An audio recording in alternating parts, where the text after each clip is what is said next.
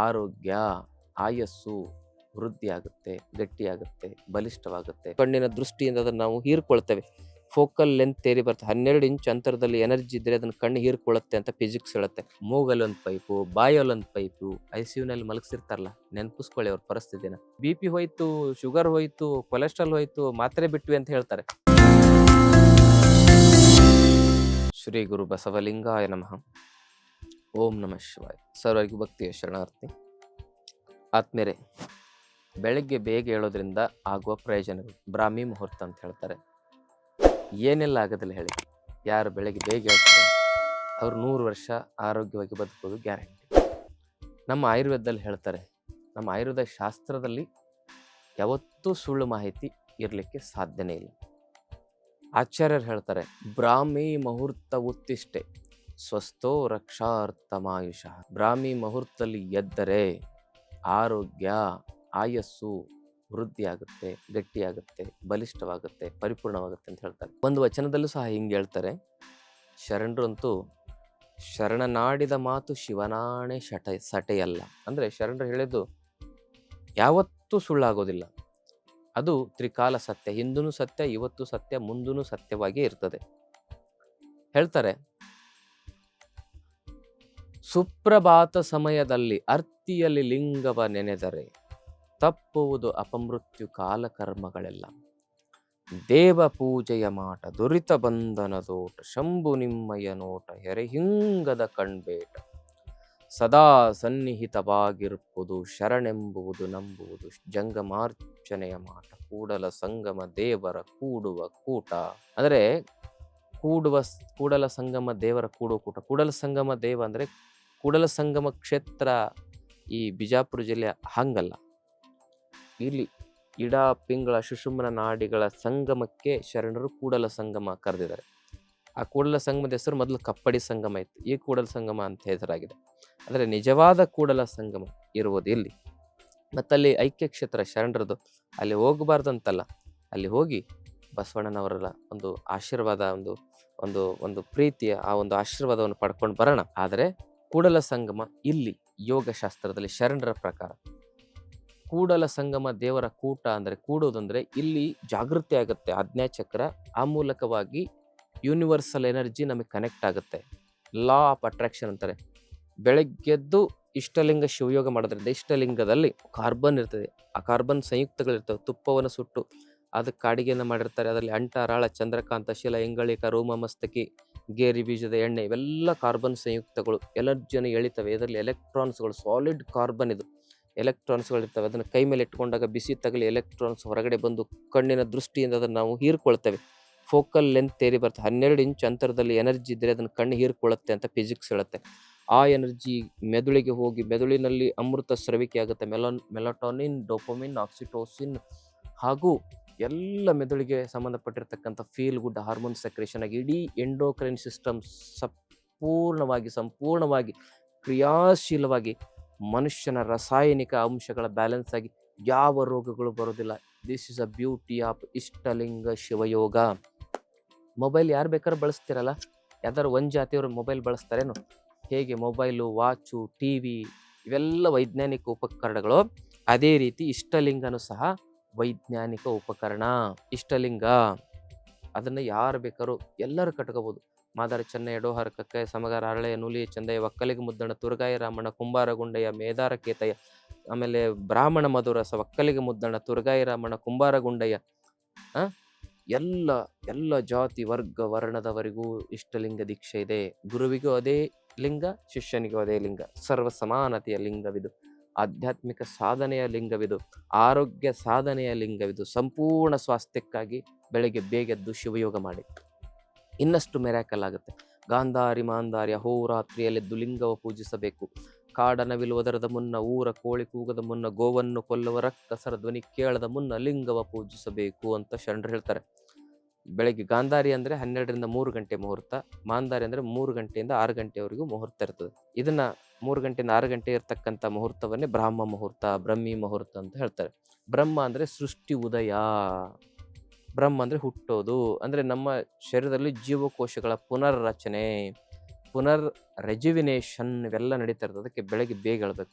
ಬೆಳಗ್ಗೆ ಲೇಟಾಗಿ ಎದ್ರಿ ಮುಗೀತು ಕತೆ. ಬೇಗ ಸಾವು, ಆರೋಗ್ಯದ ಸಮಸ್ಯೆಗಳು. ಬೆಳಗ್ಗೆ ಬೇಗ ಎದ್ರೆ ವಾತಪಿತ್ತ ಕಪದೋಷಗಳು ಸಮತೋಲನವಾಗಿರ್ತವೆ.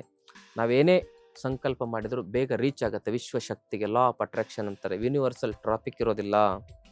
ಹಾಗೆ ಬೆಳಗ್ಗೆದ್ದು ನಾವೇನು ಒಳ್ಳೆಯ ಸಂಕಲ್ಪ ಮಾಡ್ಕೊಳ್ತೀವಿ ಎಲ್ಲ ಗ್ಯಾರಂಟಿ ಆಗುತ್ತೆ, 100% ಆಗುತ್ತೆ. ಅದಕ್ಕೆ ಬೆಳಗ್ಗೆ ಬೇಗ ಹೇಳಿ, ಬೆಳಗ್ಗೆ ಬೇಗ ಎದ್ದು ಮೊಬೈಲ್ ನೋಡಬೇಡಿ. ಜನ ಬೆಳಗ್ಗೆ ಎದ್ದ ತಕ್ಷಣ ಮೊಬೈಲ್ ಮುಟ್ಟಬೇಡಿ.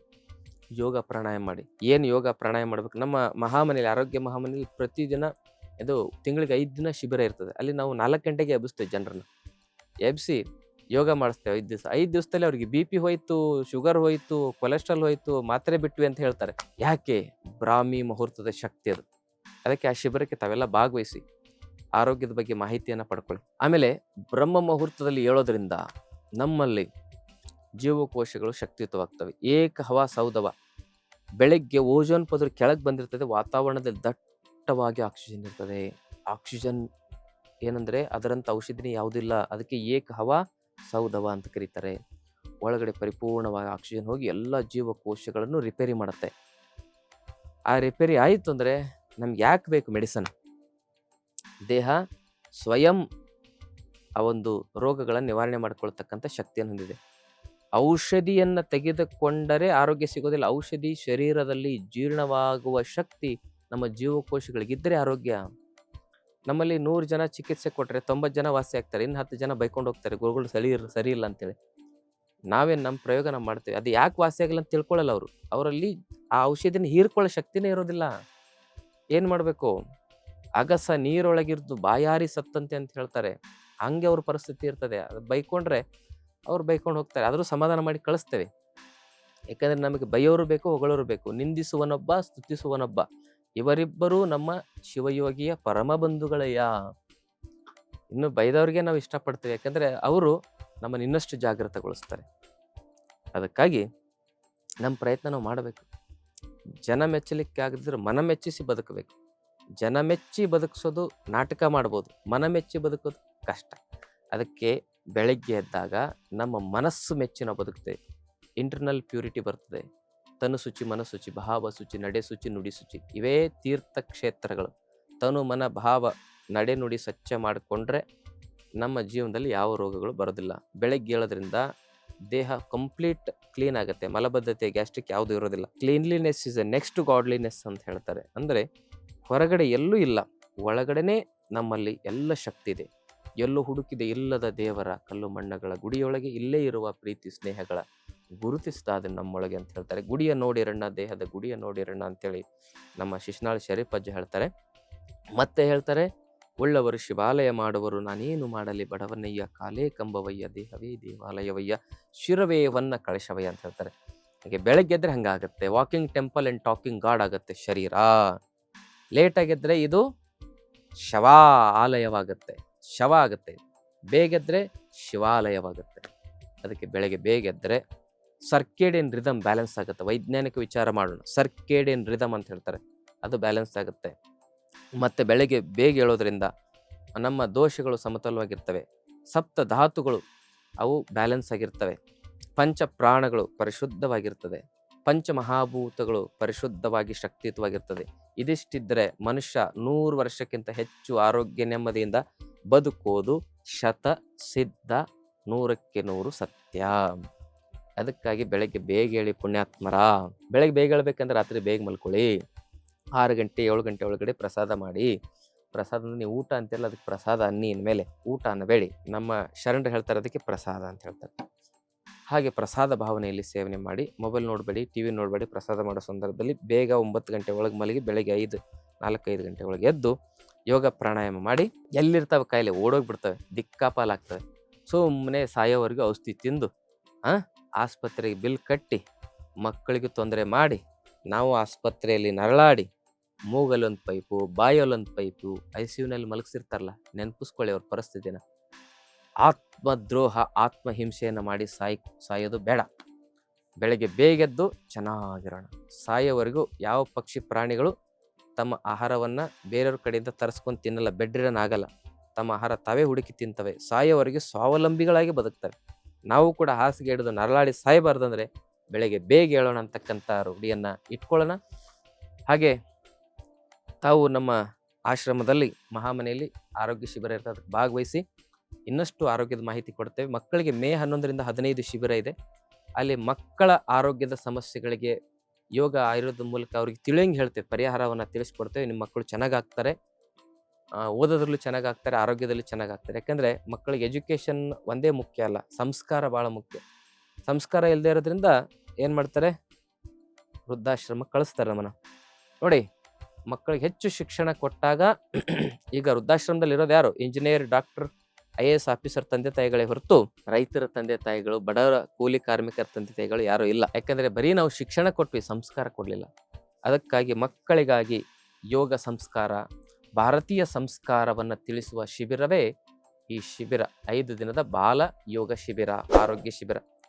ಅದಕ್ಕಾಗಿ ಮೇ 11ರಿಂದ 15 ಇದೆ, ಇದೇ ತಿಂಗಳು ನಿಮ್ಮ ಮಕ್ಕಳನ್ನ ಶಿಬಿರಕ್ಕೆ ಕಳಿಸಿ. ಶರಣು ಶರಣಾರ್ಥಿ. ಇನ್ನಷ್ಟು ಆಯುರ್ವೇದ ಮತ್ತು ಯೋಗ ಚಿಕಿತ್ಸೆ ಟಿಪ್ಸ್ಗಾಗಿ Vaidyashri health tips channel subscribe ಮಾಡಿ, ಹಾಗೆ ಫೇಸ್ಬುಕ್, ಇನ್ಸ್ಟಾಗ್ರಾಂನಲ್ಲಿ ಫಾಲೋ ಮಾಡಿ.